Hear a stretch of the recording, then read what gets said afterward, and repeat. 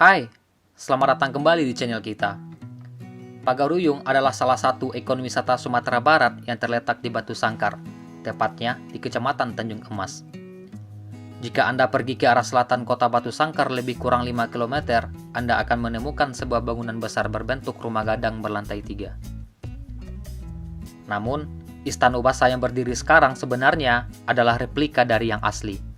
Istana Ubasa yang asli terletak di atas Bukit Batu Patah dan dibakar habis pada tahun 1804 oleh kaum Padri, yang pada saat itu memerangi para bangsawan dan kaum adat. Istana tersebut kemudian didirikan kembali, namun kembali terbakar pada tahun 1966. Kemudian pada tahun 2007 kembali terbakar akibat sambaran petir yang menyambar di puncak istana. Beberapa cerita mengatakan bahwa Pagaruyung adalah salah satu kerajaan yang pernah berkuasa di Minangkabau. Hal ini ditandai dengan berdirinya sebuah bangunan besar di tepi jalan arah selatan Batu Sangkar. Namun, apakah bangunan yang megah ini merupakan singgasana Raja Pagaruyung dahulunya? Atau hanya ikon pariwisata semata? Oke, sebelum kita lanjut ke isi videonya, jangan lupa klik tombol subscribe dan aktifkan loncengnya agar kamu tidak ketinggalan video berikutnya dari kami. Dalam sistem pemerintahan Minangkabau terdapat istilah Rajo Tigo Selo. Yang pertama adalah Rajo Adat yang bertugas mengurus segala macam permasalahan adat. Rajo ini dalam pepatah Minang berasal dari Buwo atau dalam Kecamatan Lintau saat ini. Kedua adalah Rajo Ibadat yang bertugas mengurusi urusan agama. Rajo ini berasal dari Sumpur Kudus, Kabupaten Sijunjung. Yang terakhir adalah Rajo Alam.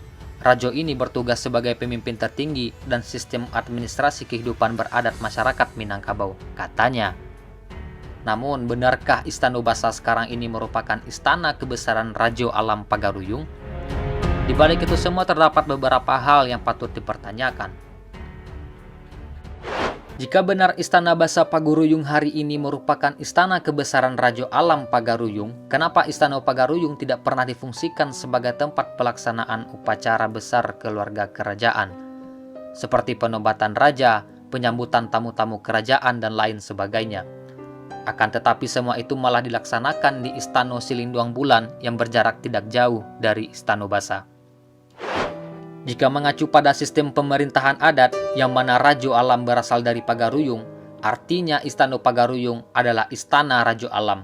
Tapi hal tersebut berbanding terbalik ketika ditemukannya sebuah rumah gadang yang letaknya berseberangan dengan prasasti Aditya Warman. Idealnya, otoritas sebuah istana dipegang penuh oleh seorang raja, sehingga segala hal yang berhubungan dengan kerajaan berada di bawah kendali seorang raja. Tetapi dalam kasus Istana Basa, Sang Rajo Alam kehilangan otoritas atas istananya sendiri. Malah pemerintah dan dinas terkaitlah yang punya otoritas atas Istana Basa hingga saat ini. Jadi apakah Istana Pagaruyung masih murni milik pemerintahan adat atau milik pemerintahan administratif guna kepentingan pariwisata semata?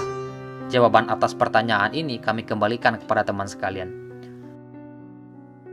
Oke, sekian dulu video dari kita. Jika kamu rasa video ini bermanfaat, bagikan pada yang lain agar mereka juga tahu apa yang kamu tahu.